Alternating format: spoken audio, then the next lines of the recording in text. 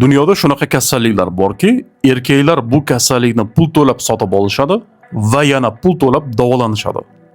Kasallikni sotib olish narxi fohishalar narxi bilan bir xil bo'ladi. Fohishaga borasan, pulini to'laysan, evaziga o'zingga yuzlab turdagi infeksiyalarni yuqtirasan. Va oradan bir necha kun o'tib senda boshlanadi gonoreya kasalligi, siganashish, yiding oqshi. Infeksiyalarning ba'zi turlari borki, o'zidan hech qanaqa belgi qoldirmaydi. Sen o'zingni mutlaqo sog'lom deb o'ylaysan va oradan yillar o'tib anglaysanki, bir umrga bepusht bo'lib qolganingni.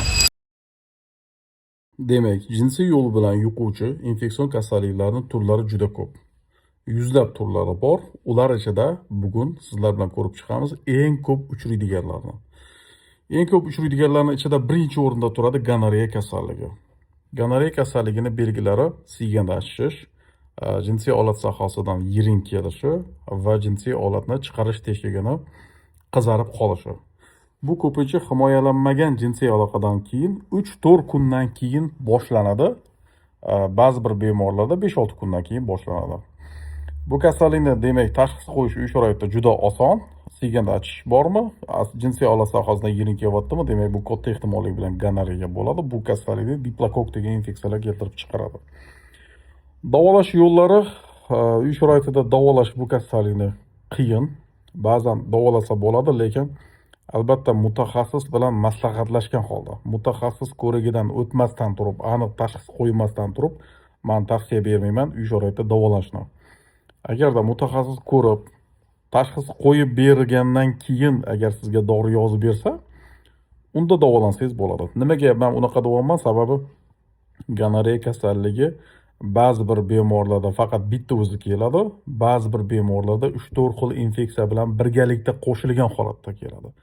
Agar siz mutaxassisga tashxis qo'ydirmasdan turib faqat gonoreyaga lechini oladigan bo'lsangiz, qolgan infeksiyalar tuzalmay qolib ketadi va shu jumladan shu sababli surunkali formaga o'tib ketish ehtimolligi bor. Agar surunkali formaga o'tib ketadigan bo'lsa bu kasallik, siz har shamollaganingizda yoki immun sistemangiz tushganda yoki vaqtida uxlay olmaydigan bo'lsangiz, yana siyganda achishish, yana yiring kelishi boshlanadi.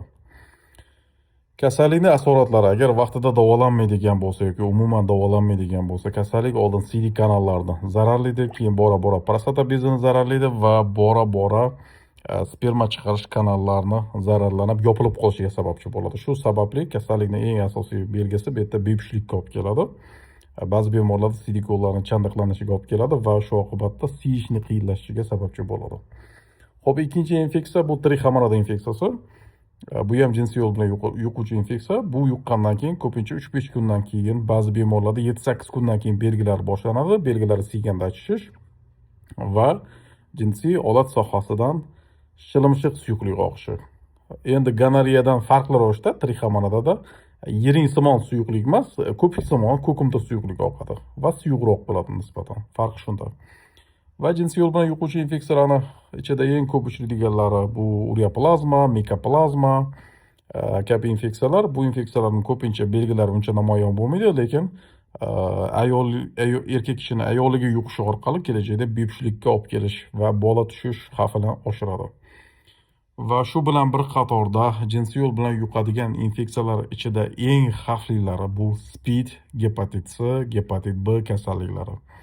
Bu kasalliklarning xavfli jihati shundaki, siz jinsiy aloqadan bu kasallikni yuqtirganingizni o'zingiz даже bilmaysiz ham, o'zingiz sog'lomman deb o'ylaysiz va bora-bora bu kasallikning belgilari namoyon bo'ladi. Ya'ni yuqqan payti sirazi namoyon bo'lmaydi, yillar o'tib keyin namoyon bo'ladi. SPID kasalligining belgilari immun sistemasini tushib ketishi, shuni hisobiga ozgina bo'lsa ham bemorlar sovuq suv ichib qo'ysa yoki ozgina sovuqda yurib qo'yadigan bo'lsa, sirazi shamollab qoladi.